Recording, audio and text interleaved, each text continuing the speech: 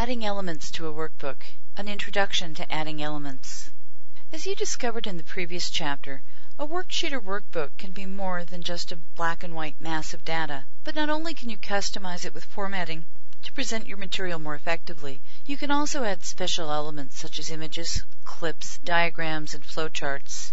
You can also add word art, which is a special stylized form of text presentation, or auto shapes, which gives you kind of images like banners and stars, things like that, that could be added to a worksheet. And you can also add hyperlinks to web pages as well as other objects.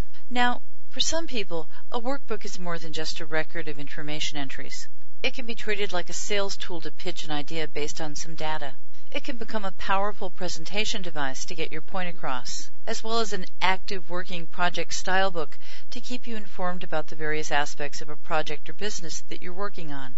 Here are some examples of how you might use it. One company I used to consult with used their main sales worksheet to include thumbnail photographs of each of their different remote sales representatives, along with their weekly sales figures. So the people in the sales office itself could always put a face with the numbers.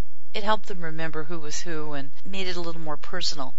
A small distributorship I know uses their inventory worksheet not just to track the number of parts in inventory at any given time, but also to include images of each part for easy identification. They find it's a great tool for their new salespeople especially. Likewise, a writer I know often makes book proposals based on specific data, so his Excel workbook not only presents that data, but includes stylized elements like images and clips, along with hyperlinks, to make a whole presentation right from the worksheet itself. This way, his potential clients can get wowed with the information and don't have to flip through several different pieces of paper or screens of material. Adding these kinds of elements is the focus of this chapter, where we start with adding and modifying images to your workbook, like the pictures of the parts for that inventory I mentioned, all the way through to covering special objects you can insert. And here is just a basic idea of a simple estate sales spreadsheet that someone's developing.